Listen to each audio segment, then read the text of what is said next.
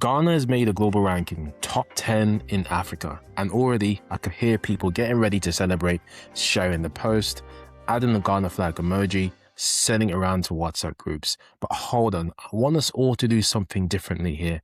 Instead of just celebrating for the sake of it, let's actually break down what this means. Because if we only celebrate rankings without understanding what's underneath them, we're going to keep making the same mistakes as a country, as a city, and honestly, as individuals.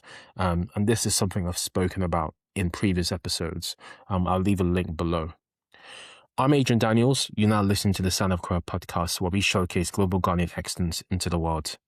Today, we're getting into the 2026 Best Countries ranking from Business Insider Africa, which puts 10 African countries on the global list. We're going to talk about what this ranking actually means, where Ghana generally stands, and most importantly, what this means for you. Whether you're building a business in Accra, Ghana, investing from that diaspora, investing in Africa, or trying to position yourself for the next 3 to 5 years. Let's go straight into it. Let's be clear about what we're talking about, because too many of these conversations happen without actually reading between the lines. The 2026 Best Countries report from US News and World Report evaluated 100 countries across 8 categories. That's governance, economic development, health, civic health, infrastructure, opportunity, natural environment, culture, and tourism. All right? 100 data points. This isn't something where you wave a wand and pick your favorites. This is an actual framework. Now, the 10 African countries that made the list are Seychelles, Morocco, Tunisia, Egypt, South Africa, Algeria, Kenya, Zimbabwe, and Nigeria. Now, I found something interesting, and nobody's really talking about this. Ghana didn't automatically qualify through the quantitative screen. The methodology says they expanded to 100 countries and 9 additional nations were hand-selected above the data threshold for, and I quote, global influence and regional representation.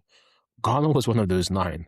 So let me ask you, is that a source of pride or is it a prompt for reflection? Because it's kind of both, if I was to say the least. It means Ghana matters on the global stage, but also means we're not yet dominating on the hard metrics.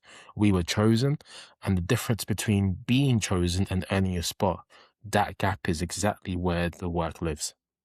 So, Ghana came up 7th, all right? If you're watching on YouTube, you see me highlight the number 7 with Ghana next to it. Ghana came in 7th among the African countries on this list. The write-up recognizes gold, it recognizes cocoa, it recognizes oil exports, alongside other growing industries such as telecommunications, banking, and digital services. And I'll agree with that. I mean, there's a number of companies I've even mentioned on the Sound of Accra podcast that tie in with pretty much almost all these industries. It notes stability, and it kind of notes also our democratic track record, our open business environments and things like that. And that's real. Ghana has something that a lot of African countries generally don't have, which is a reputation for peaceful transitions of power and of functional private sector ecosystem. Entrepreneurs from across the continent come to Ghana to set up.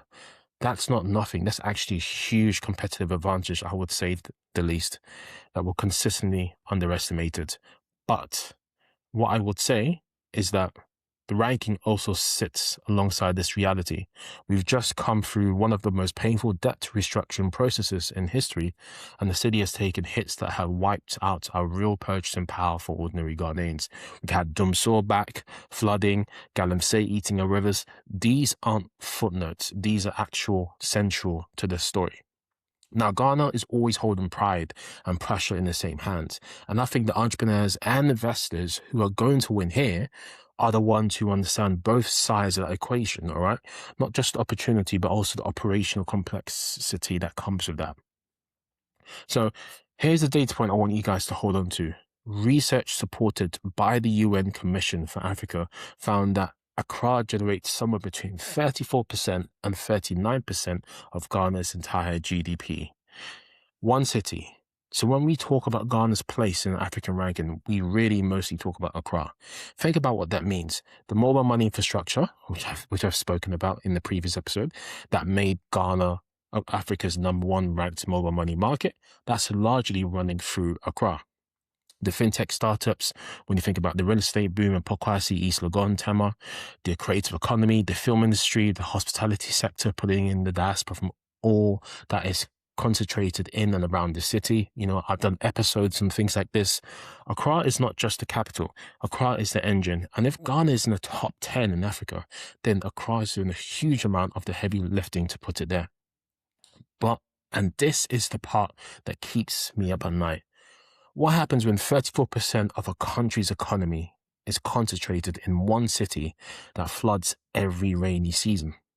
That struggles with consistent power. That's running out of affordable land. That's watching its best talent get poached by Rwanda and South Africa. I mean, you've heard about, stories about what's happening in South Africa. Ghanaians having to be rescued from South Africa, and they went there because of opportunities. The ranking tells you where you are, but it doesn't tell you how fragile the foundation is. It's not going to know everything, right? Let's face it, as good as data is. That part you have to figure out yourself. So let me bring this home, because this is a business and entrepreneurship show. Yes, we showcase global Ghanaian excellence, but we'll mainly focus on business and entrepreneurship and leadership, of course. So what does this ranking practically mean for someone listening right now? If you're a diasporan investor, this ranking is a good signal. It's confirmation that the global conversation about African markets is shifting. Ghana is in that list. That includes Morocco. Even when we look at Morocco, you can also see here that Morocco is set to be Africa's next, powerhouse, which is, very interesting here. There's a lot happening in Morocco. It also includes Egypt and South Africa. Those are markets where serious global capital flows. All right, let's face it. The fact that Ghana is in the same conversation means the due diligence conversation is changing. Your pitch to international partners slightly got easier. You can use that. You can leverage that information. And if you're building a business in Accra or Ghana right now, this ranking tells you that the sectors being recognized are the ones that you should probably focus on, which is telecoms, banking, digital services, and resources. And to even add to that, I've spoken recently about AI, about fintech, about clean energy, about property, about agriculture. If you're not building in any of these spaces, ask yourself, why not? And what is actual focus? If you're a creator or a consultant, this is a reminder that Ghana's story is being watched. The global Ghanaian community has a real soft power. How we show up, what we build, and how we tell our own story matters more than ever before. And for everyone, don't let ranking be the ceiling. The question is never just, are we on a list? The question then becomes, are we building the things that will keep us on it and move us higher? All right. Now, one more thing, because I want to bring this to the close, because Africa's presence on this list tells a bigger story. If we look at the 10 countries, all right, and what they represent, Seychelles wins on luxury tourism and high per capita income, which is a small island economy playing to its strengths. Morocco wins through diversification, tourism, agriculture, and automated manufacturing, phosphorate exports, things like that. And there's now a major AI investment push.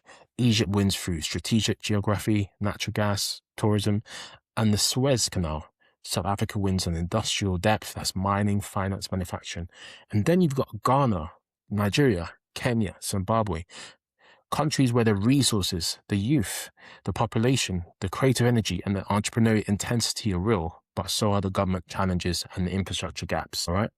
So the lesson here isn't to copy anyone. The lesson here is that there's no single script for African development. As I always say to people, there's no one playbook for the entire Africa. Every country that's doing well is doing well on their own terms. Ghana needs to find that and double down on its own terms. And I'll argue that those terms are democratic stability, digital infrastructure, and a globally connected Ghanaian community that sends back more than just remittances. It sends back skills, it sends back networks, it sends back capital. And once again, I've spoken to people like this who are experts in these very fields, and you guys can check those episodes out on the Sound of Accra podcast. All right, I'll leave some in a link below. Right. So here's where I landed this, guys. So rankings are mirrors, not just trophies. And when you look in this mirror, Ghana looks good, but it's not the destination. The destination is a city in a country where the young people finishing university in Medina has real options, where the coder in East Legon doesn't have to choose between building here and building in London. They can build right home in Ghana. Where the entrepreneur in Makala has access to capital, is banked, has consistent power and digital infrastructure that doesn't let them down, where the creative and Osu can build a global brand without leaving the city. That's the Ghana that deserves not just to be chosen for a list, but to top it. So let's celebrate this ranking. As much as I may have talked about some negatives of Ghana, let's celebrate this ranking. If you listen to this episode, my call to action for you today is just to share this episode with someone. All right. And then when we think about it, the real ranking is being written right now, because in every business decision, every investment, every hire, every product you build, and every problem you choose to solve, build like the ranking depends on you. Because honestly, it really, really does. We all have a part to play in this. So having said that, I'm Adrian Daniels. You've been listening to the Sound of Accra podcast. You've been amazing. God bless you. Once again, if this episode gave you something to think about, to ponder on, share it with someone in your network who needs to hear this, who's building, in Ghana or for Ghana, or investing from the diaspora. And I'll see you in the next one. Thank you so much for listening.